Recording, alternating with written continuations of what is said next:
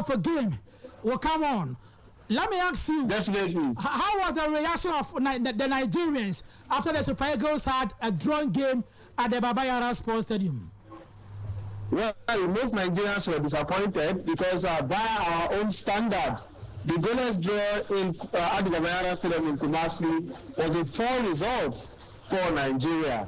Nigerians were expecting that the Super Eagles would have gone to Kumasi and, of course, win the first leg of the Jollof fight, which is by beating the Black Stars of Ghana in front of their home fans. Remember, of course, the Ghanaians have always had an edge over us, but the only first time the both nations met prior to World Cup qualifying in 2001, it was Nigeria who triumphed following a goalless draw in Accra. So in that game on Friday, most Nigerians expected with the firepower that we have, and of course the disappointment Ghana had at the AFCON, we should have done better. But 0-0 is not a bad result. We will take it and go into Tuesday's game, that's tomorrow, at the MK Abiola Stadium here in Abuja. How is the atmosphere like now in Nigeria? Well, the atmosphere is electrifying. I must tell you that the Ghanaians should expect something similar to what they saw at the Baba Yara Stadium in Kumasi. We assure you that every single Nigerian that stays in and around the Abuja and the metropolis will feel the 60,000 capacity Moshood Abiola Stadium here in the heart of the nation. We are excited, we are optimistic, we are confident. We won't be pompous because we do know that football is played on the field of play and not on paper. But as Nigerians, as the true giants of Africa, the Super Eagles are ready to pick one of the 5 tickets to represent Africa at the 2022 World Cup come Qatar later this year.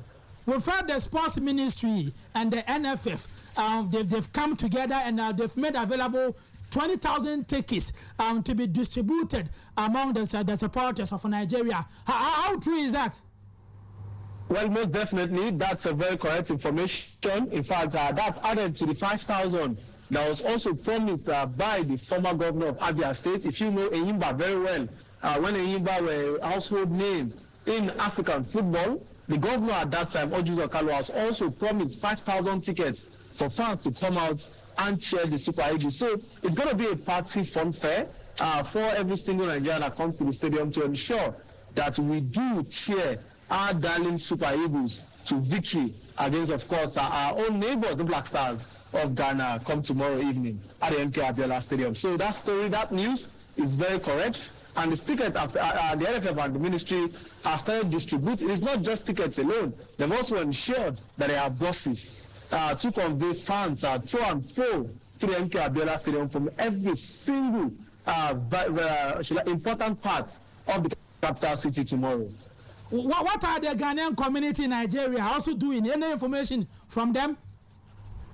Well, for now, I don't have that information at hand, but I tried to reach, of course, to the Ghanaian High Commissioner here in Nigeria, but I couldn't contact somebody. In fact, I wanted to speak to them to see how much of the support they are also gathering. The Ghanaians here are gathering for that game, but we love the Ghanaians. There will also be room for plenty Ghanaians to come to the stadium. In fact, we've also said, if you're a Ghanaian and you want to watch the match, why not come with our buses? Let's go and watch good football, because at the end of the day, the best team is supposed to represent Africa, of course, at the World Cup. So, but we know Nigeria will qualify, but we also want the Ghanaians to also enjoy in that fun fair with us at the MK Abiola Stadium tomorrow in Abuja.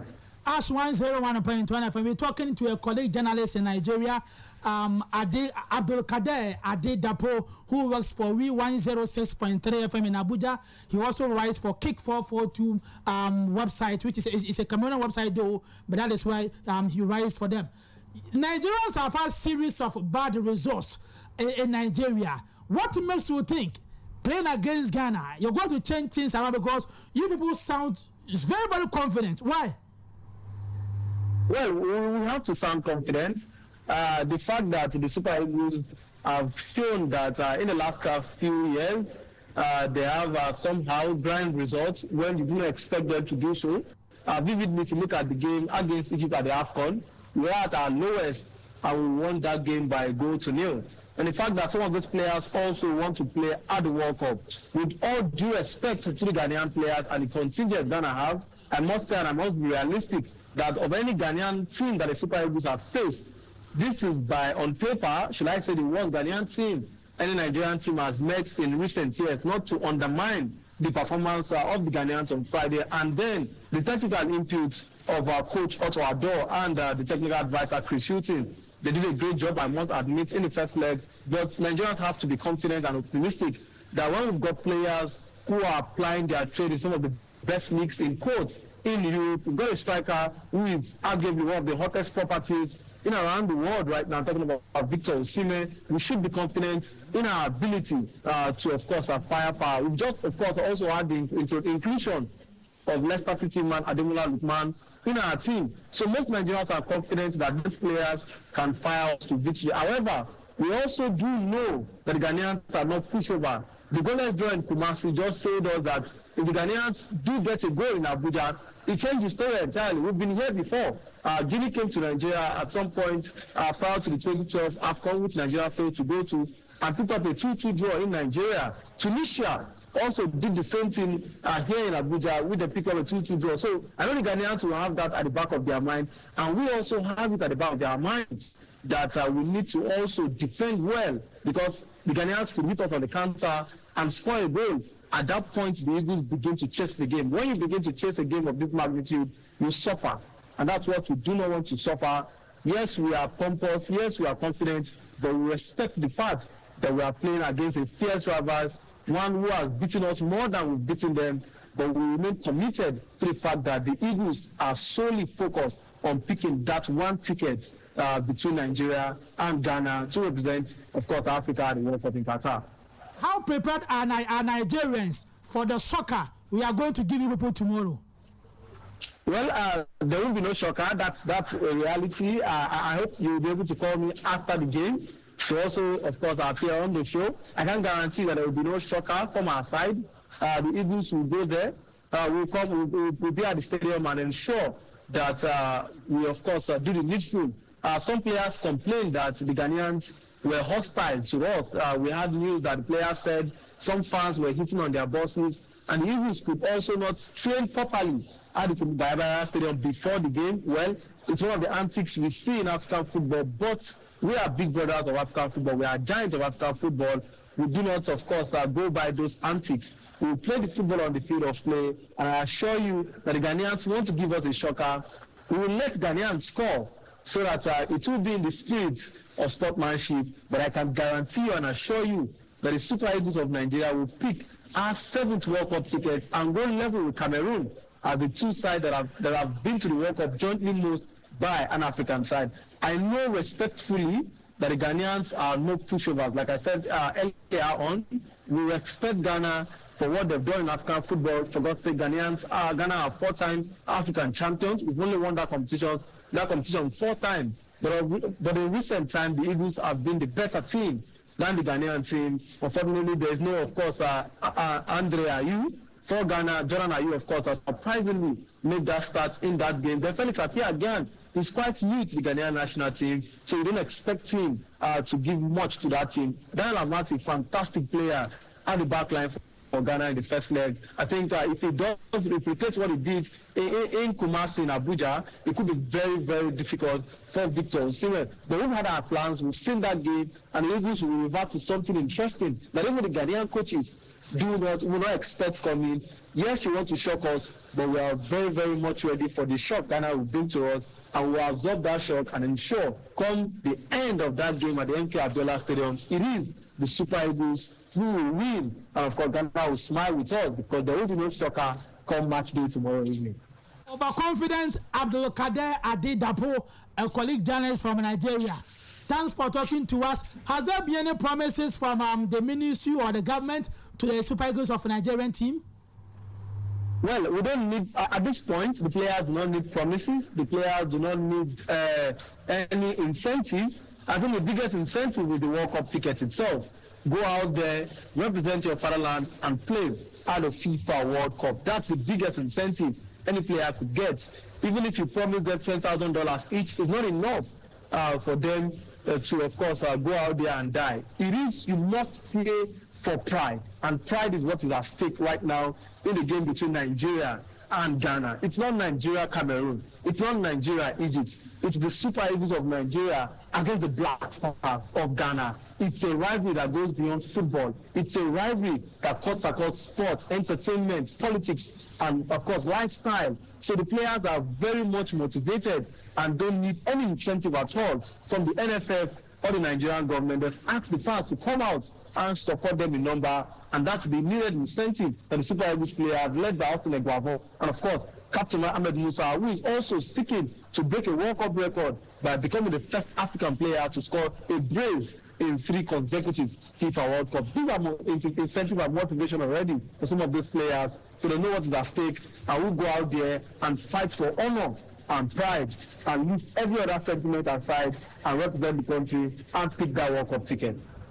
I like your level of confidence. I like the way Austin Eguavoen and his charges are talking. But one thing we Ghanaians know for sure is that tomorrow the Black Stars of Ghana will shock the Super Eagles of Nigeria at the Abiola Stadium.